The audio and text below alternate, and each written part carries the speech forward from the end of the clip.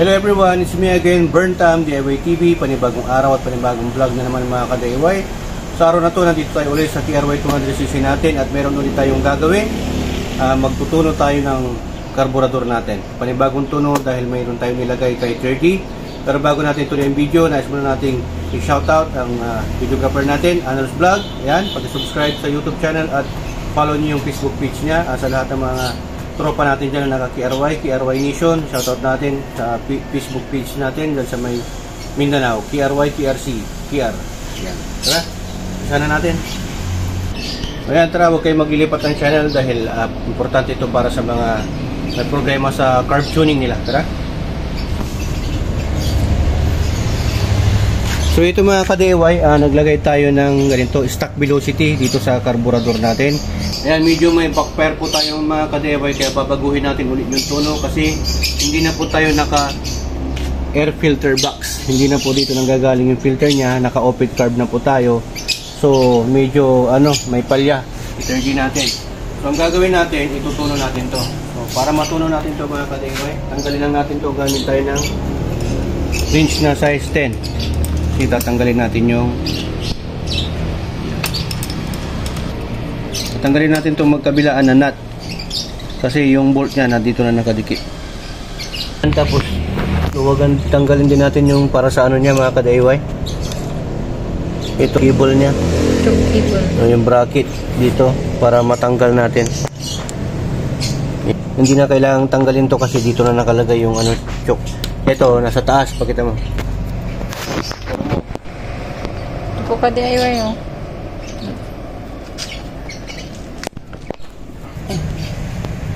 Yan, tanggalin na natin. Itong mahirap kasi magtuno dito mga ka-DIY kasi nandito yung elbow oh. Hindi tayo makapagtuno dito sa baba. Kaya tinatanggal talaga natin to. Tanggalin din natin itong nilagay natin na stock velocity. Yan. Tapos foam. Parang sa ganun hindi siya mapasukan ng alikabok or mga small particles. Tapos yan, lalabas na natin to para matuno na natin. Tapos tatanggalin pa pala natin to mga ka-DIY, yung iba tinatanggal pa itong ito, yung sa baso nya, yung piston. Yung klase ng karburador na tinutuno po natin mga ka-DIY, ano po ito, lagi nyo pong tatandaan pagka mag-tuning po kayo ng karburador, kasi mayroon pong iba't ibang klase ng karburador. Pag nasa gilid po yung tunuhan nya, pag nandito air screw type po yon. Pero pag nandito sa baba, gaya nito, fuel screw type po ito. Ibig sa klase ng karburador ng Honda, ganito pong style, nasa baba po yung tunuhan. Ang tawag po dito ay fuel screw type. At yung mga parang XRM, wave, gano'n, nasa gilid, air screw type. Ito naman po, idle air screw po ito. Adjacent po ng ere, ng idle. Yan. So ang gagawin po natin dito mga ka-DIY, dito naman, sa fuel screw type, dito sa parang pang 155, ang gagawin natin dito, pagpahigpit po siya, more air po yon. Pagka paluwag naman po siya, more gas naman po siya. So lagi nyo pong tatandaan yon na kapag fuel screw type po yung adjustment ng karburador ninyo or tunuhan, pagka gusto nyo po na dagdagan ng gas, luluwagan nyo po siya. Pagka gusto nyo naman dagdagan ng hangin, hihigpitan nyo po siya. Mag-plug reading po kayo lagi mga ka-DIY para malaman nyo yung exact na tono ng karburador ninyo. Malalaman nyo po sa spark plug. Mamaya natin palipaliwanag yun. Ito na muna. Standard na tono po nito from kasa, nasa 2.5 turns. 2.5. Yung iba 3 or yung iba 2. So ilalagay po natin to from close position, sa sarado muna natin. Kasi pagka magtutuno po talaga tayo ay dapat nasa close position muna. So i-check natin to mga ka-DIY kung ano po yung dugot. Ayan, sarado natin. Ito po yung niya mga ka-DIY, yung guhit markings. Yan po yung natin palatandaan. So mula dito, ganun, isasarado po natin. So parang na yan, one turn na yan, diba? Sarado na yan mga ka-DIY. Hop. So ayan mga ka-DIY, from close position, i-adjust na po natin. Itutunan na po natin sa standard tuning po niya. Saka na lang po tayo mag-a-adjust kapag naiano na natin to. Nailagay natin sa standard niya. So ayan, may marking po siya. Nilagyan po natin ng pintel pen. Yan. Ito, yung guide natin. Tapos nilagyan din natin to. So ayan, pakita po natin sa inyo na nakasarado na po ito mga ka-DIY. Ayan o. Ang sarado nito ay pakanan. So ayan, sarado na yan. So mula dito, magbibilang tayo ng 2.5 turns. Yan po yung standard niya. Sa mga naka-fuel screw type na pang 155 na karburador. So ayan, bibilang tayo. Half. 1. 1 in 1 half. 2. 2 and a half. So yan po yung standard niya. Saka na lang tayo maghihigpit or magpapaluwag. Papaandarin muna natin kung may palya or may backfire. Tapos papaandarin natin, iro-rolling natin para basahin natin yung spark plug kung nasa brown na po siya. Pag brown na po yung tip, yung center electrode at yung sa may gilid, sa may thread niya, okay na po yun, normal po yun. Kung itim naman po sa gilid, sa may thread at yung center electrode ay brown, okay na po yun. Pero pag brown lahat yung nasa gilid, pati yung center electrode niya, optimal po yun, optimum po yun. Yun po yung pinaka-perfect na tuning. Pero hindi na po natin hahanapin yung perfect tuning. Kahit na may kunting black sa may gilid at brown naman po yung center electrode niya, okay na po yun, matipid na po yun at maganda po yung performance nun. Responsive na po yung makina at hindi na po siya prone to overheat. Pag nakita naman natin yung spark plug natin ay grayish or white, ganon, mapusyaw o maputla, lean mixture po yun. Sobra po sa hangin, kulang po kayo sa gas. Baka pag mag long ride po kayo, mag-iinit yung, mag-overheat yung makina mo, prone po kayo sa sabog ng makina. Ayan. So ilalagay na po natin. So ayan, ilagay na po natin sa 2 and a half or 2 half. Ilalagay na rin natin tong ano, kasi nilawagan ko po itong mga ka-DIY oh. Kasi dapat na ano, para mailabas natin, para maipakita ko sa inyo. Sasarado ko na lang po. Yung needle pala natin, yung sa may pilot jet, nakalagay po sa 4th groove, nakapang-apat po tayo. Yung clip ng needle groove nasa pang-apat. So ano yun, more gas. Para maiwasan natin yung lean mixture, yung sabog. Sa pag-adjust naman po ng needle, hindi porke nagtuno ka na dito sa fuel type screw or air screw type, kailangan mo pa rin magtuno din dito sa may ano niya, sa may needle niya, yung pilot jet. Dapat ano po yun, 5. Yung iba naman po 4. Pagka 5 po, ang standard po niya nasa gitna, standard po yun. Pag tinataas mo naman, ano po yan, nililin mo po siya, less gas po yun. Nakatipid ka nga pero prone naman sa overheat at ano, mainitin yung makina. Ibaba mo siya, lagay mo sa gitna or pang-4 or pang-5. More gas naman po siya pero more power at hindi naman po siya prone sa sabog. Okay. Ayan, higpitan na po natin sa ano, lalagay na ho natin. Make sure po ka-DIY na meron po to para hindi po siya metal to metal. May gasket ko talaga yan. Itong adapter niya. Ayan, simple lang po. Balik na lang po to. So ayan, hihigpitan po natin mga ka-DIY. Make sure na mahigpit po ito ha, para wala hong singaw. Kasi kahit na gaano kaganda yung pagtuno mo dito sa tunuhan, kung maluwag naman to, may singaw ng hangin dyan, pupuga-puga po yan. Yan.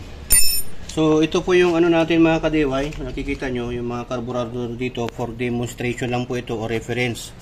Ito, karburador po ito ng mga Mio, mga scooter, diaphragm type. So yung tunuhan po nito mga ka-DIY dito. So ito po ay air screw type naman po ito mga ka-DIY. The more na hinihigpitan mo siya pakanan, higpit po kasi ang close position po niya ay pakanan. Ayan, counter. The more na hinihigpitan mo to, more gas. Pag niluluwagan mo ito, more air. Kabaligtaran po dito sa fuel type screw. The more na niluluwagan mo to mga ka-DIY, more gas. Pag hinihigpitan mo, more air. Okay? Ito naman, the more na hinihigpitan mo to, more gas. The more na niluluwagan mo, more air naman siya. So magkabaligtad. Ito naman, ito yung mga nabibili keyhin type. Ito yung mga size 28, 26, 30, ganon. Same lang din po ito, screw type po ito. nandito po siya sa may gilid. Nawala na po kasi yung screw type niya kasi pinagpisahan na po ito. So the more na pag screw type na tunuhan, the more na naghihigpit ka, ulitin ko po, pag sa screw type po or air screw type na tunuhan, the more na naghihigpit ka po ay po yung gas. Pag niluluwagan mo naman, hangin. Dito, ulitin ko ulit, pag fuel screw type, the more na niluluwagan mo, gas. Pag hinihigpitan mo, hangin po ang dinadagdagan mo. So yan, papaandarin ho natin mga ka-DIY. Ito pala, ito for demonstration purpose only, ito po yung spark plug nito.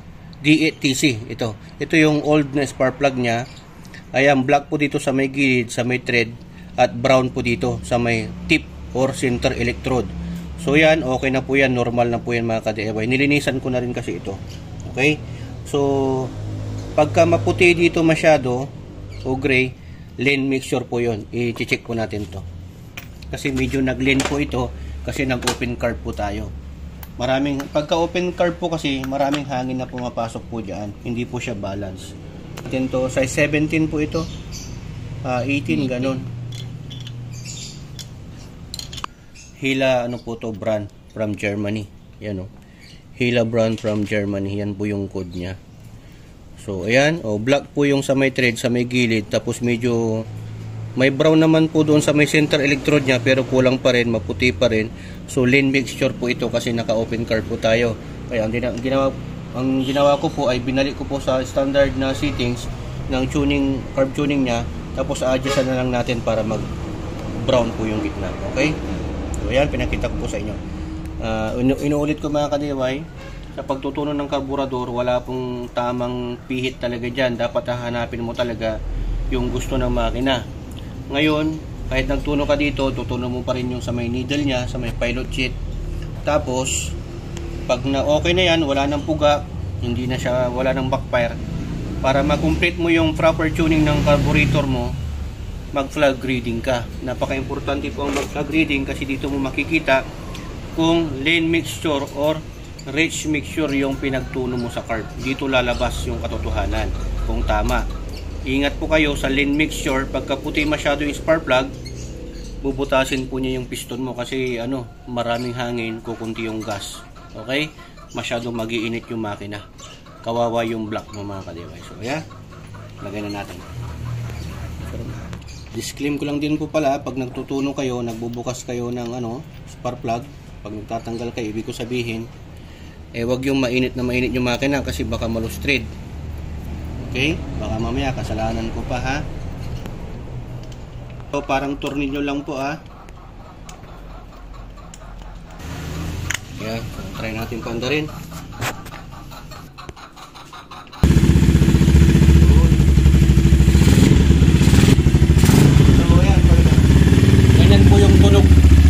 Ganito po yung tunog ng naka-open car. Naririnig po yung ng hangin, yung hikop.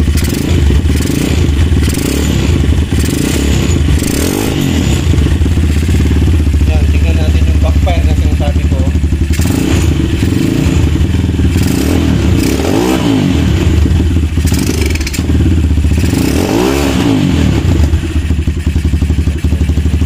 Yan, lagay na natin ito mga ka-DIY. May tatlong tornilyo to na hinihigpitan. Yan, babaan natin yung idle para sa 1,500 po kasi yung standard na idle nito. Ulitan mo dito. 1,500. 2,005.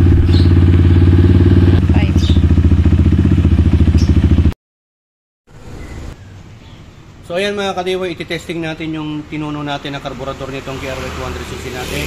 Pero rolling natin para makita natin. Tsaka tayo magpa-plug read kung okay na. Medyo nawala, tingnan natin kung medyo nawala yung backfire or tuluyan nawala at yung hagok niya. Okay? So mag-helmet tayo para sa mga basher dyan. Ayan, nag-helmet kami pag natitesting natin. Okay?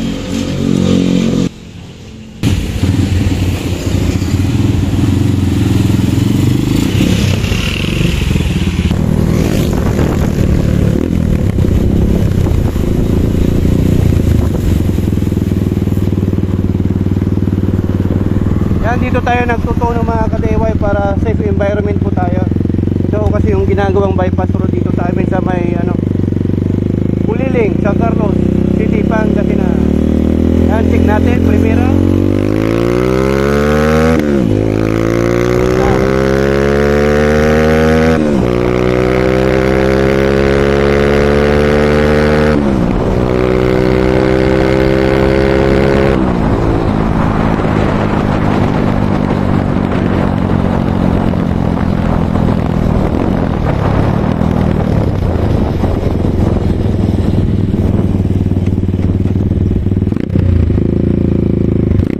Diba?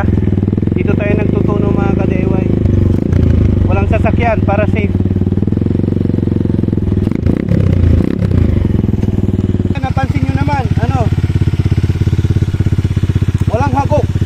Diba?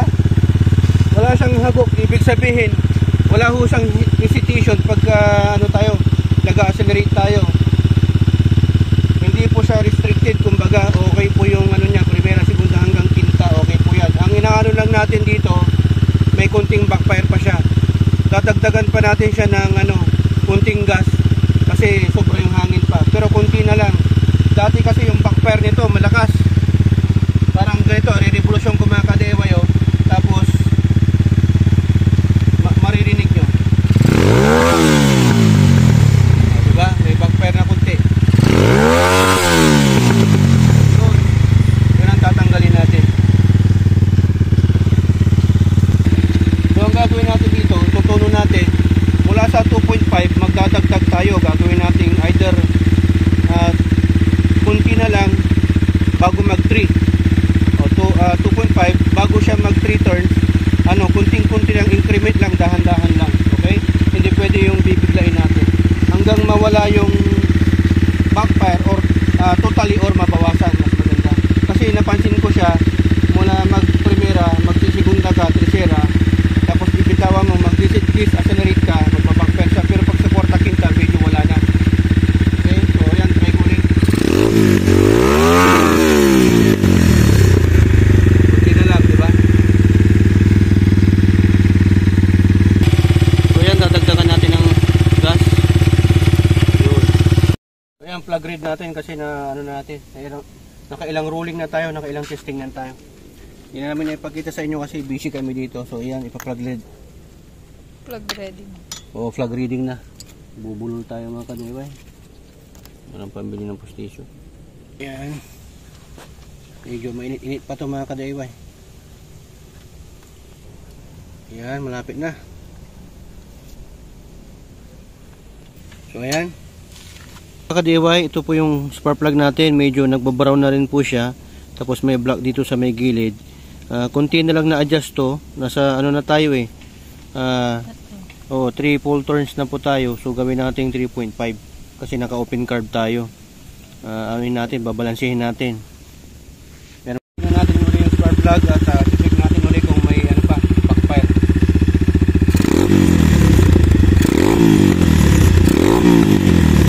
Diba? Tanggalin natin, rolling natin.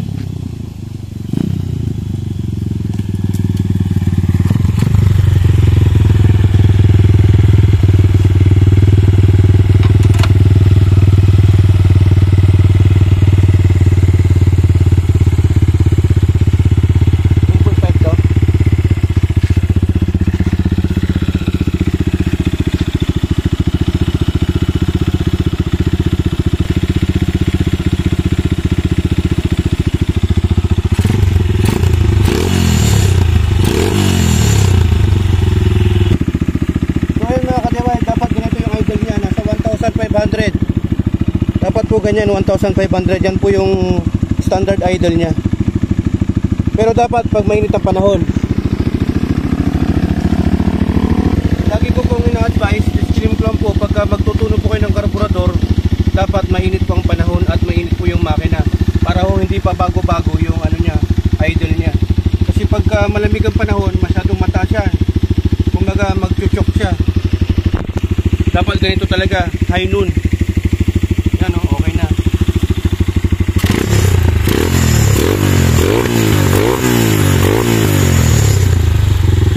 Wala nang hagok. Ganyan. Pero pag magti-trail tayo, pag ilalagay natin yung motocross na gulong natin, ibabalik natin yung filter dito para hindi mabasa ng tubig to. Siguro pag magbabago tayo ng tono, kunti na lang, pahigpit naman na tayo. Okay?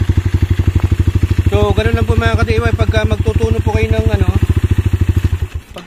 po kayo ng karburador nitong PRY 200cc natin na Simsa 155, Honda 155 yung karburador. Pagka pahigpit, more air. Pagka paluwag, more gas. Okay? Lagi nyo pong tatandaan kasi ang tunuhan po nito ay fuel screw type po ito, hindi po siya air screw type. Okay? Magkaiba ho kasi yon. Tapos kung okay naman na dito sa may tunuhan niya, pwede kang mag-adjust sa needle. Kung gusto mo, pag lean pa rin, yung flag reading niya, pag lean pa rin, dagdagan mo, isagad mo sa pang-apat yung needle. Pwede rin po natin gawin yon. Pero hindi ko na po ipapakita sa inyo kasi masyado na mahaba. Okay? Ganun lang po yung prinsipyo niyan. Okay? I-try nyo pong sa naman, wala ho talagang perfect na sukat ng adjustment.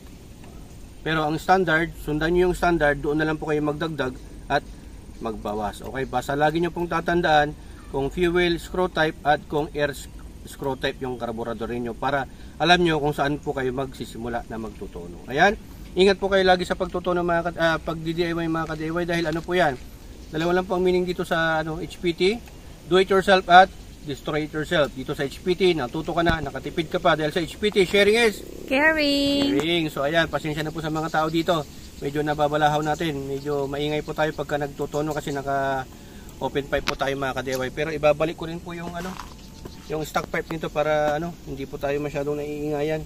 Siya nga pala, bago natin makalimutan, shoutout natin yung mga tropa natin na nagpapa-shoutout. Hiner Moreno ng Bayambang, yan. Ryan Sabangan ng Orbistondo, Vermont Shapno ng Lungos, Barangay Lungos dito lang sa San Carlos City, Pangasinan. At syempre Albert Ecomedes dyan sa Japan. Ricky Kayabyab din dyan sa Makati. Yan, patuloy mo lang, sipagan mo lang yan, okay? Siyempre, yung sponsor natin, Marcos Carwas ng Bawang La Union. Yan, sa mga dyan, nabangga yung mga sasakyan. Gusto magpa-wash over, magpa-pintura, pagkarwas, magpalatero, undercoat. Doon lang kayo punta sa may Bawang La Union. Hanapin nyo, Marcos Carwas. Ayan, napakagaling at napakabait na tao. Mura pa, kalidad. So, ayan mga ka-DIY, check natin, magpa-flag read tayo. Titingnan natin kung okay yung burn ng spark plug nya. So ito yung tinutuno natin na naka-open carb tayo. Tapos ginamit natin sa long ride ng mga siguro almost 50 to 100 kilometers. Tignan natin. Sana maging rusty brown. Yan. Pag naluwagan nyo na, pwede nang kamayin. Disclaim ko lang po pagka magpa-plug read kayo, dapat hindi mainit ang makina. Okay? So magpa-plug read kayo, kung galing kayo ng biyahe o nag-rolling kayo, palamigin nyo muna. Pero yung iba ang ginagawa nila pagka tatanggalin, okay lang na medyo mainit ang makina, huwag mo lang ibabalik.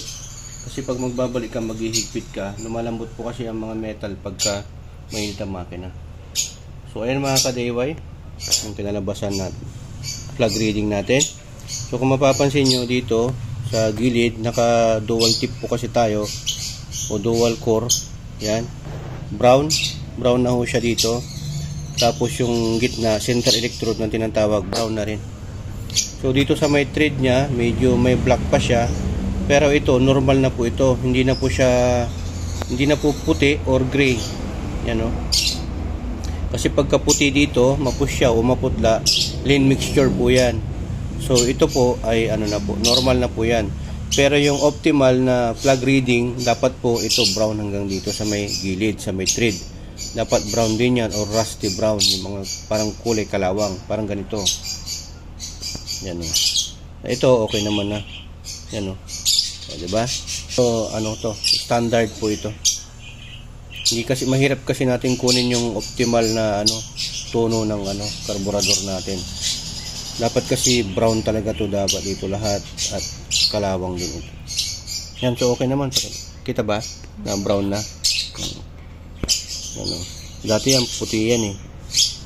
Ito standard na to, normal na po yan mga ka-DIY. Okay?